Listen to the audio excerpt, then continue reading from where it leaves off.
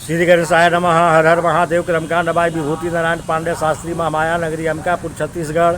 गीता ज्ञान चैनल में आप सबों का हार्दिक स्वागत है। माताओं बहनों प्रिय साथियों, आप लोग कैसे हैं? आशा करता हूं कि आप सब अच्छे से होंगे और अच्छा से होना भी चाहिए। तो आज मैं भगवान श्री गणेश और माता सरस्वती के चरण कमलों का बंदना करता हुआ अपनी कक्षा को प्रारंभ करता हूँ। तो प्रिय साथियों, आज हमारी जो कक्षा का विषय है वह कुंभ राशि, शनि का शीतम समाप्त। प्रिय दर्शकों, आप सबों को अपने ही चैनल गीता ज्ञान में मैं हार्दिक अभिनंदन करता हूं। साथियों, कुंभ राशि के जातकों के जीवन में 7.5 की प्रथम चरण की शुरुआत 24 जनवरी 2020 को हुई थी, जब शनि का गोचर मकर राशि में हुआ था। इसके बाद 17 जनवरी 2023 को प्रथम चरण की समाप्ति हुई और दूसरे चरण की शुरुआत हुई। दूसरे चरण को समाप्त होने में अभी 416 दिन बाकी हैं और दूसरे चरण की समाप्ति के बाद तीसरे चरण की शुरुआत होगी। अक्सर कुंभ राशि के जातकों को जो कमेंट्स आते हैं उनमें निराशा, हताशा की झलक दिखाई देती है। क्या पूरे 7.5 वर्ष कष्ट ही झेलने पड़ेंगे? क्या इसमें कोई सुधार देखने को नहीं मिलेगा? यही है आज का चर्चा का विषय। लेकिन उससे पहले हम यह जरूर समझेंगे इन 4 वर्षों में कुंभ राशि के जातकों के साथ क्या क्या घटनाएं हुई। साथियों, आगे बढ़ने से पहले एक निवेदन है कि जो चैनल पर पहली बार आए हैं वो कृपया चैनल को सब्सक्राइब कर जुड़ जाएं हमारे चैनल के साथ।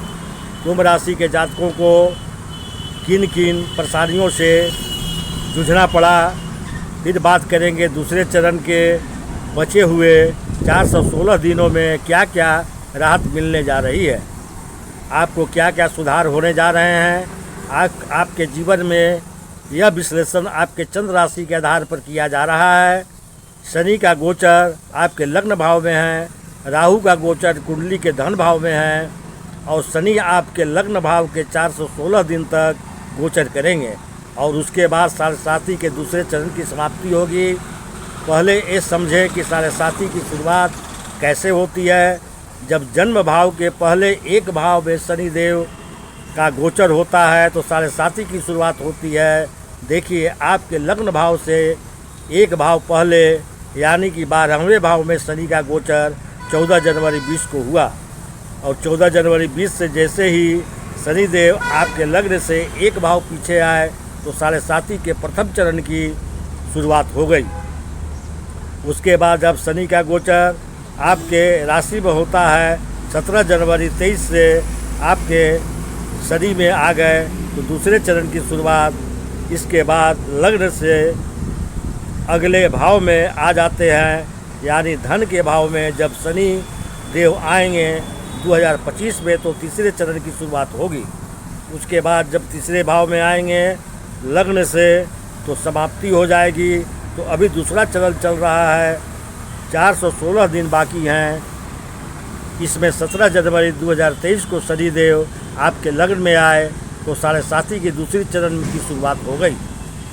जब दूसरे चरण की शुरुआत हुई तो प्रथम चरण में जो आपके परेशानियां आई थी उससे राहत मिलनी तो आपको शुरू हो गई। स्वास्थ्य में कुछ सुधार देखने को मिला होगा, साथ ही साथ खर्चों में भी कुछ नियंत्रण आया होगा। लेकिन शनिदेव जब वक्री हुए तो उस समय फिर एक बार आपके 12वें भाव का फल भी आपको मिला होगा। एक बार खर्चे फिर बढ़े होंगे क्योंकि यहाँ शनि की दृष्टि तीसरे भाव पर पड़ी। यात्राएं आपको ज़्यादा करनी पड़ी होगी और उन यात्राओं में परेशानियां आपको आई होगी। हालांकि तीसरे भाव पर शनि की दृष्टि पड़ने से तो इस समय धन संचय की प्रवृत्ति तो बढ़ी होगी, लेकिन मित्रों से, पड़ोसियों से, संबंधियों से आपके मतभेद हुए होंगे। दूसरे चरण का सकारात्मक पक्ष जो है वो ये भी है, 2.5 साल तक लगातार कष्ट झेलने के बाद आपके भीतर धीरे धीरे में दुनिया आने लगती है कार्यों के प्रति, जिसमें कार्यों की भावना डेवलप होती है और आपको ये लगता है कि अब आप सेल्फ डिपेंड रह करके भी अपने कार्यों को पूरा कर सकते हैं। लेकिन भाग दौड़ बढ़ेगी और उसका प्रभाव यह होगा कि कार्यस्थल परिस्थितियाँ आपके धीरे धीरे आपके पक्ष में आने लगी होगी। अब शनि देव की दृष्टि कुंडली के 10वें भाव पर जब पड़ी, प्रथम चरण में जो आपके कार्यों में रुकावट आई थी, कार्यों में जो धीमापन आया था, व्यापार में जो मंदी की स्थिति आई थी, वो सब धीरे धीरे समाप्त होनी शुरू हो गई होगी। कार्यों में कुछ गति आई होगी और आपके अंदर अपने कार्य के प्रति समर्पण और जिम्मेवारी की भावना होना डेवलप हुई होगी। लेकिन चूंकि 17 जनवरी 23 के बाद लगभग 1 वर्ष तक शनिदेव भी पीड़ित रहे हैं। 2023 में शनिदेव ने 6 बार नक्षत्र परिवर्तन किया, घनिष्ठा से शतभिषा, शतभिषा से और घनिष्ठा। इसका प्रभाव ये रहा कि आपको जो रिजल्ट मिलने चाहिए थे वैसा कुछ नहीं पाया होगा। अब बात करते हैं कि जो 416 दिन है उनमें आपको क्या क्या मिल सकता है। देखिए, वर्तमान में जो स्थिति बन रही है और आने वाले 416 दिन तक जो स्थिति बनेगी, उसमें सबसे बड़ा प्लस पॉइंट ये है कि शनि से दूसरे भाव में राहु का गोचर हो, और जब तक आपके जीवन में दूसरे चरण की साढ़े की समाप्ति होगी तब तक राहु दूसरे भाव में ही रहेंगे। और दूसरा भाव जो होता है वह धन का भाव होता है, तो राहु का सपोर्ट शनि को मिलेगा, राहु का बल शनि को मिलेगा। और राहु इस समय बहुत अच्छी स्थिति में है।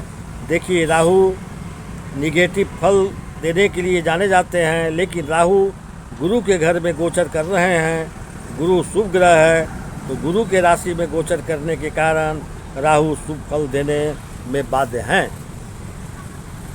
तो प्रिय दर्शकों, वीडियो को लाइक करें और भगवान भोलेनाथ का आशीर्वाद पाने के लिए कमेंट्स बॉक्स में हर हर महादेव अवश्य लिखें। तो चलिए, अब मैं अपनी कक्षा को यहीं विराम देता हूँ। नमस्कार।